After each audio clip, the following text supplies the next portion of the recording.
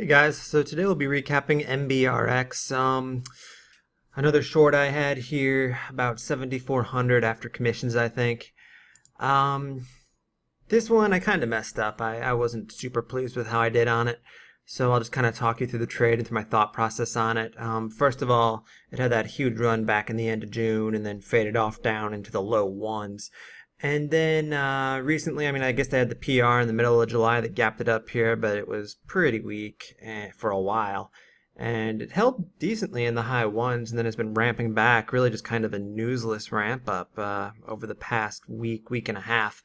And I think that it's on speculation that news may be coming. I'm not really sure. Like they might be filing something with the FDA or something because they had said, I guess, previously that by the end of July they expected to. I don't really know. I didn't look too deeply into it. Generally, when I don't know why something is running and there's no obvious news, I just check stock twits, which you can usually find some pretty interesting bullish theories on there that make you very sad for the people. But I think that's what it is. That's what everyone was talking about. So anyway, MBRX had these multiple days of run, really never going red. I guess it briefly did this one day here on the 28th. And then it started to speed up to the upside, really in a couple days, went up from 250 to a high of 340. And let's just zoom back here, look at where I entered the trade. It had this big morning parabolic up to 340. And yeah, at that point, the 340 area was getting in the neighborhood of some daily resistance from the last time it ran.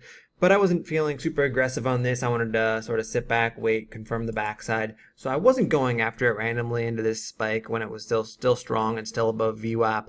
And then it had this nice hard crack from 340 down to 3. And at that point, I think the previous close was 299. So it was like a penny or two below the previous closing price. So, that was a hard slam back, gave back pretty much its entire day's gains. And I was looking for a bigger rebound than this to get some decent size short, looking to risk off a high a day. But what wound up happening was it didn't bounce all that strong. So I put on a small starter position at 310, 10,000 shares. And then it had this crack here around 1 o'clock, and I shorted another 5 or 10,000 into the weakness right around 3, thinking that maybe it would just break down right here. And it didn't, so I wound up with 20,000 shares, 305 average, which I was fairly happy with.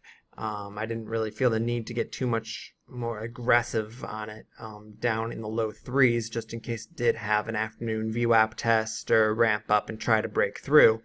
So I just sat back and let it go green-red, and it cracked, and I didn't really chase the weakness. And the only ad I got was into this bounce right here near the end of the day. It had cracked down into the 270s and then bounced up into the 290s. I put on 5,000 more shares at 291. So I wound up with something like a 301 average overall on it. So all in all on the entries, fairly happy. I did a good job for the most part. And I had some okay size behind the trade, 25,000 shares, 301 average, not too bad. Now, I'm a little frustrated because I didn't stick around to the end of the day. I just kind of thought, okay, I'll swing this, and completely missed out on this big tank end of day down into the 240s and bounce. I'm not sure I would have covered there anyway, but still, that would have been pretty tempting. And I took the swing into today looking for more fade. And after a little bit of a morning perk up back to the 290s where I sure could have added, but I didn't, it cracked, went green-red again, faded back off, and did this double bottom down here at 245. And at the time, it was just kind of a question of which plan I wanted to follow. Patience is a double-edged sword because sometimes it works out great and it keeps on fading like you want. And other times it will ramp back on you and you'll have been over patient and you'll watch some nice unrealized gains disappear. So in this case, keeping in mind the big picture, I was really hoping that that double bottom would crack later in the day and we'd get a fade off into the low twos at least, maybe even further. That's not exactly what happened. Instead, it caught this double bottom, had a really strong bounce, and then I probably, this was a little bit of a red flag to me, this really strong bounce here. So I could have definitely made a case for covering up some into this next fade here. But instead, I just sat back, I stayed patient, I just kept on kind of hoping that the plan would continue going my way. It didn't. This is a time where patience did not work out quite as I had hoped. And I wound up taking it all off right up here in the red-green area just to protect myself in case it came squeezing back. And this is kind of the other side that I struggle with a little bit here. You know, I don't really mind taking off there, but I need to figure out a little bit better here, whether that's the right move to make or not. It's a very awkward spot for me where, you know, you get that first red day and then second or third red day when that stock tests green or goes green for a little bit. I mean, a lot of times there are fake out moves there, but then there are the cases where it does come all the way back and really surprise you. And those don't happen too often, but when they do happen, they really, really suck. So I don't know if tracking these a little better would be beneficial to me or what exactly I should do. I need to just figure out, though, or maybe just be a little more at peace with my goals of patience and give this thing a little more time. Because even though it's going red-green, I mean, it still has a long way to go until trend is really back on its side and it's a threat to break past 340 and continue. So I mean, big opportunity here. I mean, 340 down to 245. I mean, that's $1 a share on a $3 stock of max potential.